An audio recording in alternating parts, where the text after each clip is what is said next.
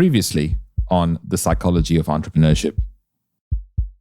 I always thought I was made for more. I always thought I was going to do something great. I'd started getting into Anthony Robbins and Robert Kiyosaki when I was like 15, 16. I went to my first personal development seminars, different things that brought out that personal development and that idea that, I know it sounds so corny, but the idea that if you could dream it, you could actually craft and design your life around whatever it is that you wanted to do and be. And I always kind of had that in me, but I didn't know what that was going to look like yet. And it's taken me a really long time. I feel like up until a few years ago, I was still finding that. It's nefarious, man. Like, the brain works in fucked up ways. The mind is one of the most deceiving, manipulative pieces of equipment, flesh, human bodies on earth. I never have trusted my brain. All of that weight lives in your head, and you are the decision maker. Psychology of Entrepreneurship. Hi, it's Ronsley. If this is your first volume, welcome. This is a weekly series where I go inside the mind of an entrepreneur, artist, athlete, academic to decipher what is the psychology of our decisions. I'm Australian and I'd like to acknowledge our traditional custodians of country where I live and work. I pay my respects to elders past, present, and emerging, and acknowledge our continuous connection and contribution to land, sea, and community. What did you think of Volume 80? I'm so glad I'm publishing this podcast again because I love the reps of publishing work that I care about. And if you've listened to this show before, you already know that. I've always believed that business owners, some call them entrepreneurs, are the voices of change and the voices of our future. And that is why I focus on podcasts for business. So for the entrepreneur inside you listening right now, we all want to hear your voice and your truth.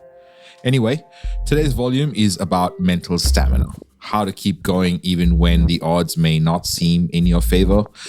And by the way, the odds are always in your favor. But my guest today is Bri Seeley. She's an award-winning entrepreneur coach. She's written a book about taking career and life-changing leaps. Her podcast, The Success Diaries, is all about being a successful business person and a lifelong entrepreneur. So I wanted to start with what she thought about the psychology of entrepreneurship. So I think what comes up for me when I'm really start thinking about psychology and entrepreneurship and the psychology of being an entrepreneur is kind of the unseen aspects of entrepreneurship that especially new entrepreneurs just don't understand when they're getting into it. You know, we think that entrepreneurship is just about like starting a business, right? And having revenue streams and cash flow and serving people. But really, truly what it takes to be an entrepreneur and what it takes to be an entrepreneur, especially at a certain level, is so much of an inner game that we can't see, we can't touch, and we can't put our fingers on. And so I think it's just overlooked more often than not. It is certainly a game, and it can be a hard one to play. And the amount of mental discipline required in entrepreneurship is something that I think that we're really only starting to scratch the surface of. One of my favorite quotes, in fact, the way I connected with you was because you had Naveen on as a guest, and Naveen wrote the foreword to my book a few years ago. And one of the things that he put in that foreword was that when you believe that something is impossible, that thing, whatever that thing is, instantly becomes impossible for you, but only for you, not for anyone else. And I think about that so much in that we just really underestimate the amount of mental stamina and strength required to be successful in business. The Naveen Bri is talking about is the wildly successful entrepreneur and self-made billionaire, Naveen Jain, and my guest on volume 65 of The Psychology of Entrepreneurship. Here's a clip from his TEDx talk in 2016. Take away the fear of failure. If you take away the fear of failure and you give people the power to dream, amazing things can happen. Makes sense why he'd make a good forward for a book about bringing your visions to life. So, Bri, Mental stamina? Tell me more. For me, the way to begin and what I teach is there has to be a level of awareness before you even get into that mental stamina, right? Like before you develop up what your mental stamina practice is going to be, you have to have a level of awareness of where you're at right now in the moment. So you need to almost like do a temperature check of what your current practices are, what your current mindset is. What is the first thought you think every single morning when you get up? Is it today's going to be a terrible day? Is it today I'm going to fail? Is it today, my goals aren't going to happen? Or is it I'm going to get up and I'm going to be the best possible version of myself today, right? So you need to first take that temperature check of where you're at so that then you can know where you need to go from there. And things like you mentioned, by 7:00 this morning, I had done, money rituals. I had read a book that I'm working through. I had set my goals for the month of March because I was traveling for the first 2 days of the month. I had done my meditation, my visualization, written my daily pages, right?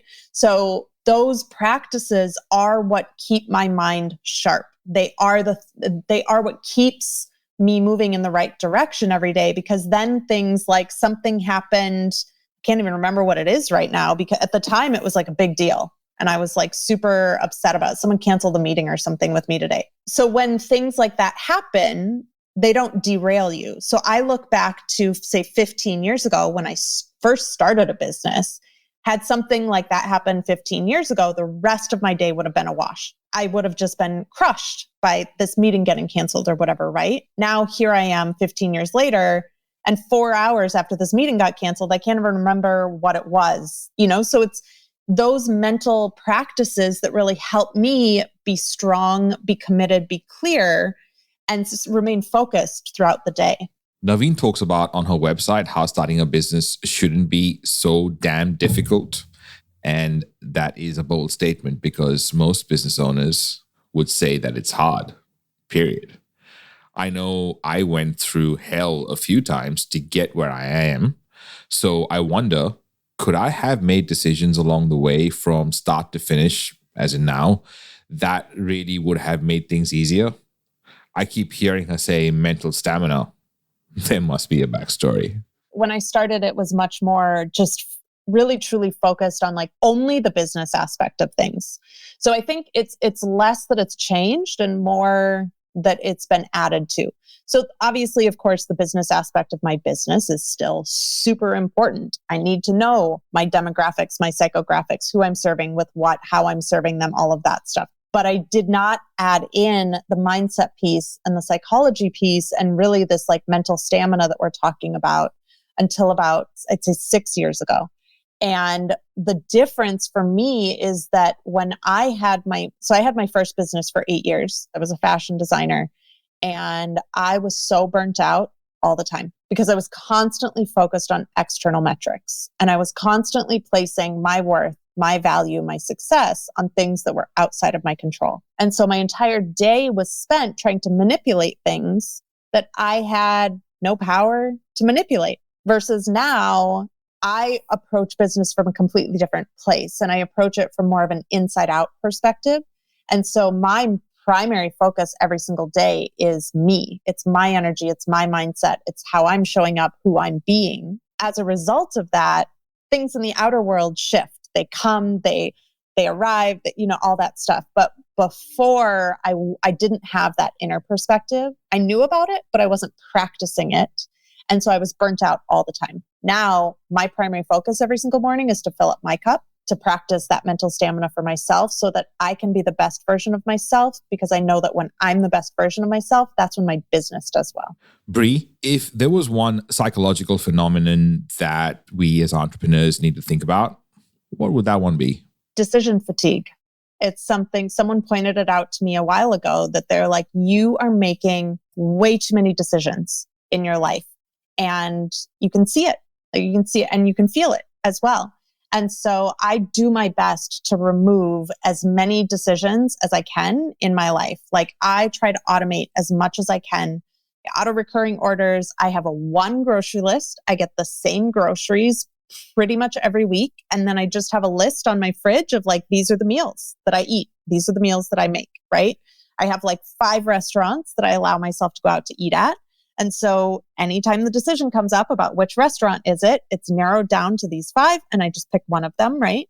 I have certain days of the week that I do certain workouts. And then if I am doing the workout in the morning, I set everything up before I go to bed at night. And so then I wake up in the morning. I don't have to decide if I'm working out or not because I literally can't access my dining room with it all sitting there. I work out and then I move on with my day, right? So it's, eliminating as many of those decision moments as possible, because the deeper you get into entrepreneurship, you're only going to be adding more and more and more decisions on every single day. And you're not just going to be deciding for yourself, you're going to be deciding for your team. And then they're going to also be coming to you, asking you to make decisions about other things for them. And there's so many that the non-necessary decisions, I've just done everything in my power to like remove them, because it does get to be so much. Even things, I've been reflecting a lot on, as we were talking before we hit record, I moved from Manhattan to Tulsa, Oklahoma during COVID. And I didn't realize how much emotional labor it was taking me to even leave the house every day, because I was having to decide, I was having to look at the weather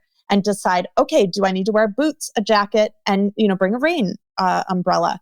Am I taking the bus to the subway? Am I walking to the subway? What time is the subway coming? How far am I taking it? What stop am I getting off at? Do I need to pack lunch today? Am I doing anything after the co-working space? Do I need to bring shoes? The amount, the mental checklist that I had to go through to leave the house when I lived in Manhattan, or even LA when I lived in LA, I didn't realize how much emotional labor it was taking up in my life and really truly exhausting me and preventing me from showing up in my power.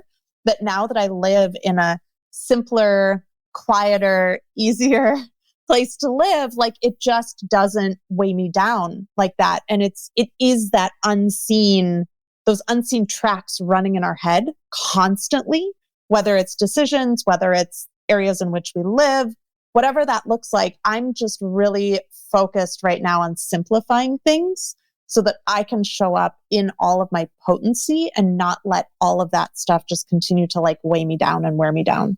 Decision fatigue. I remember feeling that when there are a lot of things happening at the same time, it just feels like I just do not want to make another decision. When I was starting out, I wore the same black shirts and jeans, not the same black shirts and jeans. I had different ones. The reason for that is that I didn't have to decide what to wear in the morning. So much so, a company called Just Be Nice sponsored me for a year. They made me a bunch of the same black t-shirts and hoodies with the words Just Be Nice on the front. I even delivered my TED talk in that hoodie.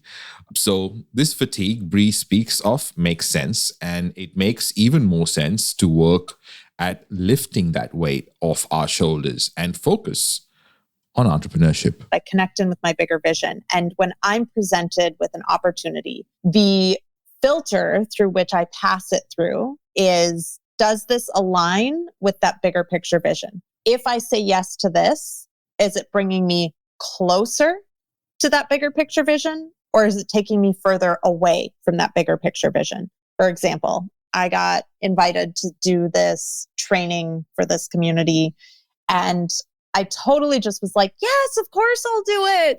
Of course, yes, I would love to. Had this great conversation with this woman. It was amazing. I forgot to filter it through my big picture vision.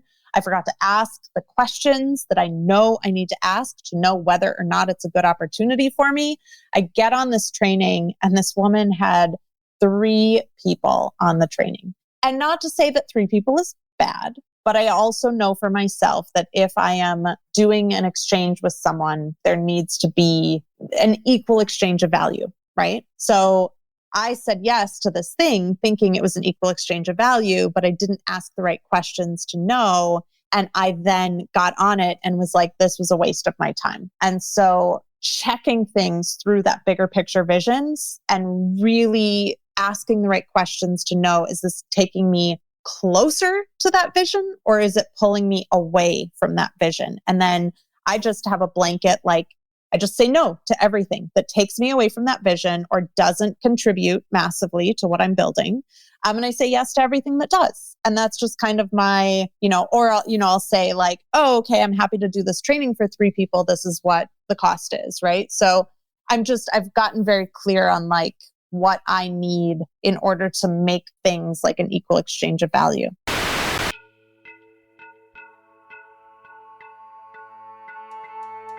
When we come back, the stories we tell ourselves, how that impacts our psychology, and why they ruin the opportunities that the world gives us. After the break. Psychology of Entrepreneurship. Our aim with this audio documentary has always been to build a strong community of entrepreneurs and creatives to provide a space where they can use their voice to share their authenticity with the world. As a valued listener, your voice matters too. We love to hear your feedback and ideas, so don't be shy to let us know how we're doing in the ratings and comments. If you have a message for our production team or know someone who would be a perfect fit as a guest, you can find out more information on how to share your input at psychologyofontrepreneurship.com. Before the break, we spoke a lot about mental stamina and decision fatigue, both very important psychological aspects that we as entrepreneurs need to understand. None more important than what holds us back and the stories we tell ourselves. Right? Bri? For me, it was, and I believe for a lot of people, it's just a lot of the stories that we tell ourselves about like, oh, I can't possibly have that. Well, why not? Again, going back to that quote from Naveen, other people have that thing. Why can't you have that thing? Oh, I can't possibly create that, or oh, I can't possibly charge that much. Why not? Other people charge that much. Why can't you charge that much? Right? And it's that, for me, it's just that constant reassessing of the stories and patterns that we tell ourselves and really looking at, okay, what is the story I'm telling myself? Why am I telling myself this story? Where did it come from? Is this a story I want to continue telling myself? If not, what story do I want to tell myself in replacement of that? And then how do I commit to reaffirming that story and repeating that story over and over and over and over and over again until that becomes my reality? And so that's just kind of, and you might not look at those stories and say like, oh, that's a worth issue, right? Like whatever you need to tell yourself, but like looking at those stories and one of the ones that, when I first started doing this work, I had this really deeply embedded story of like, oh, I can't afford it. I can't afford this. I can't afford that. I can't afford it. And I was driving in Los Angeles one day. My mom had come in to visit. I don't even know why. We were driving through Larchmont, which is one of my favorite neighborhoods in LA. And I was like, oh my gosh, that house on the corner is for sale. And it's so cute. Like, I love that house. I drive by it all the time. It just went on the market. Oh, I could totally see myself living there. And bless my mom. We love my mom. I love my mom. She said, you can't afford that place. And I just had this moment where I was like, oh, the stories about, my worth and my wealth and like all those things aren't actually mine. And in fact, like even looking at my mom, they're not hers either. Right. And looking at my grandma, they're not really hers either. So they're products of stories other people have told us generationally, circumstantially, whatever that looks like. And so my job now is just to continually deconstruct those stories so that I'm always coming back to my truth. What is my truth? I was put on this planet to be a wealthy as fuck woman so that I can help empower other women to own their place in the world as wealthy women. So I have to do the work inside to constantly come back to that truth so that I can empower other women to get to that place within themselves as well. In our last volume with Tina Tao, we spoke about women's generational topics that I urge you to go back and listen to, which is volume 80, to know the depths we go into. But I wanted to say this to you. Every time you get angry and want to defend something, some idea, some belief, ask yourself, why the emotion? What is the story that is making this emotion come up? Don't ignore that, because if you do, it will come out in places you least expect it to. Anyway, off my high horse and on to entrepreneurship. Bri, you coach some of the most successful entrepreneurs out there. What do entrepreneurs struggle with? I would say there's varying things for the different stages of entrepreneurship. I think the biggest thing that entrepreneurs struggle with is really truly committing. I have calls every single week with people that are like, oh, I've wanted to start a business for 5 years.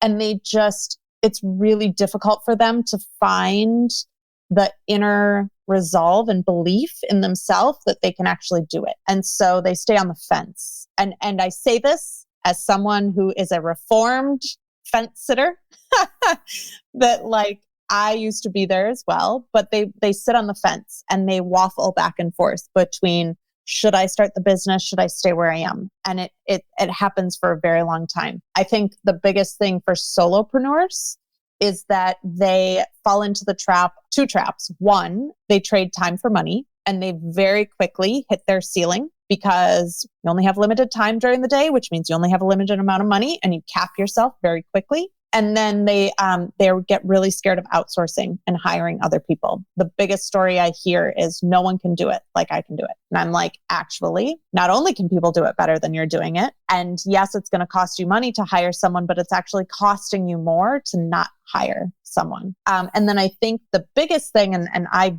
am, again, totally guilty of this in where I'm at right now, is that once you get to the entrepreneur stage, you're like, oh, I've seen it all. I've been through everything. I'm good. I don't need help. I don't need support. And it's no. At every single level you move up, right now, I'm going to be 10xing my business this year. I just had to hire a new coach because I cannot expand my container by myself. So I think that in the 3 stages, those are the kind of the biggest stumbling blocks that most people fall into. Commitment is really hard to master. Getting off that fence is scary as hell, but you just have to do it, I suppose. And then you have to keep working once you make that move. You know how much I love covering voices, opinions, and ideas that are not mainstream. Well, charging what you're worth is one of those topics that we all face. Also, for me, as a man, there are lots of things I didn't know happened to women until I stopped to pay attention and listened to what they were trying to tell everyone. A lot of the stumbling blocks that women do face is in charging their worth and their value. I think that we consistently undervalue ourselves. But similarly to what we talked about with what you mentioned with Naveen, I truly believe that women stepping into for-profit entrepreneurship is truly what is going to be the only thing that ever breaks the glass ceiling. I do not think that the corporate glass ceiling is breakable. And so that's a huge sticking point for me. I do know, get a little vulnerable with you. I'm on Clubhouse and I've done several rooms. In fact, I got to do a brilliant one with Naveen a few weeks ago. But I hop into a lot of these Clubhouse rooms and it's a lot of men. And it's, to be honest, a lot of white men as well. And I walk into those rooms and I'm just like, nope. I don't feel like there's space for me to raise my hand or say anything. I was in one room. I was actually in it for 90 minutes and I kind of did it as an experiment. In that 90 minutes, there was one woman that was allowed to speak in those 90 minutes. And she didn't even really speak. She fawned all over the speaker and asked a question and then was put back in the audience. And, I've talked to a few of my male friends about this and I'm like, listen, men need to lead the way with this. It's not up to us as women to come into these rooms and try to throw our weight around and demand that we get a seat at the table. Men need to own responsibility for the fact that women have been pushed out of the tables forever and start going out of their way to purposefully be putting women on these moderating panels for Clubhouse. And to be honest, if I scroll through my room and I see a list of men, or like I said, more specifically, especially a list of white men, I don't even go in the room anymore.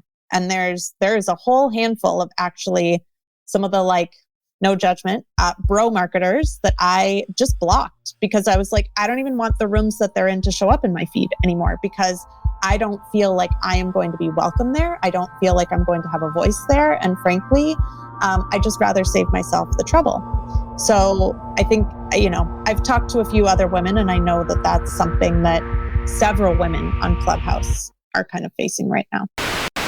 According to Guide.com, after working with a marriage or family therapist, 93% of patients said they had more effective tools for dealing with their problems.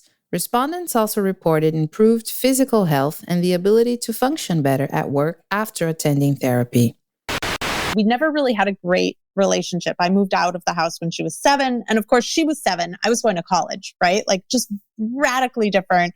She was 10. I moved to Italy for 2 years, right? Like we've just had very different life paths and never went back to the Midwest until 2018. And at that point, we were kind of realizing I was 35, she was 25. We were just realizing we didn't have a great relationship and we didn't really understand each other. I didn't know really that much about her. And so we were constantly getting into fights because we just misunderstood each other. We didn't know how to communicate. And so in 2018, I went to her and I was like, listen, we can either have a terrible relationship for the rest of our life and be like mom and her siblings and just resent each other and get along at holidays and not talk, or we can do something about this. I said, so I'm proposing that we go to couples counseling, but you need to be in. And so like, if you want to do this, you just need to let me know. And she came back and she said, okay, I'm in. And so my sister and I did couples counseling. And it was a fantastic experience. Our therapist used the Enneagram with us to really understand, like, because I'd done the Enneagram before. I'm like, oh, I know all about myself. Enneagram Theory states that people are born with dominant personality types, and then those types can be molded by the environment and experiences in someone's life. If you take the Enneagram test and receive your dominant type, but resonate with other types as well, it is natural.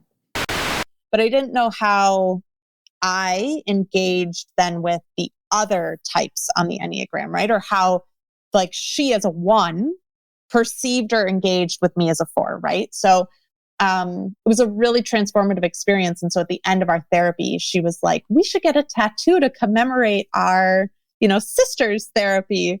And so I have 1993 on my wrist and she has 1983 on her wrist. And so we have a great relationship now. She actually just got engaged. I just landed. I was on a flight yesterday at this time, coming home from going wedding dress shopping and bridesmaids dress shopping with her. So we totally revolutionized our entire relationship. Psychology of Entrepreneurship.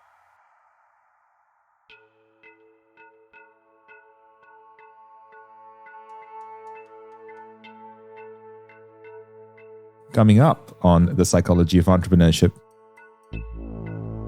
I appreciate the Western side, which is like they're willing to try insane shit because they're okay with failure. So somewhere in the middle is where you probably want to be. I just really don't like the setting out to like, I'm going to learn a lot because I know I'm going to fail a lot. I'm like, sustainability is not accessible, right? And most of that comes down to price of stuff. So like, I'm starting to just call it the green tax. And that is, as businesses, we want people to buy the most eco-friendly thing. But the reality is most eco-friendly things are not priced to be accessible to most people. Psychology of Entrepreneurship. I interviewed Bri Seeley because Bri was awarded a Silver Stevie Award in 2020 for Coach of the Year under the business category and a Bronze Stevie Award in 2020 for Women of the Year under business services category. She is a member of the Forbes Coaches Council, the author of the best-selling Permission to Leap, the top entrepreneur coach on Google, and has been seen on the Today Show, Forbes, Entrepreneur, and Yahoo. If you didn't hear it before, she is the top-ranking entrepreneur coach, if you Google that on Google. She's also the host of the Success Diaries, a podcast that I've been on, which is so cool. Bri Seeley is an entrepreneur, a coach of entrepreneurs, and a believer that we can all get the goals we strive for.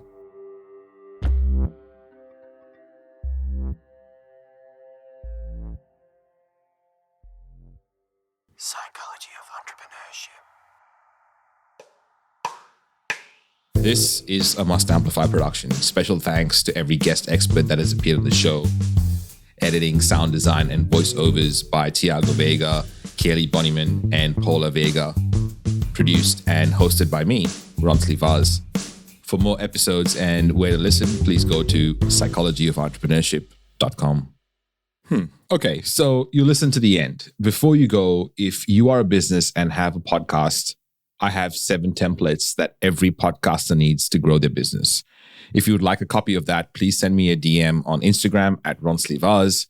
I'll happily send it to you. It's been used in literally tens of thousands of episodes to help podcasters grow their shows. Send me a message.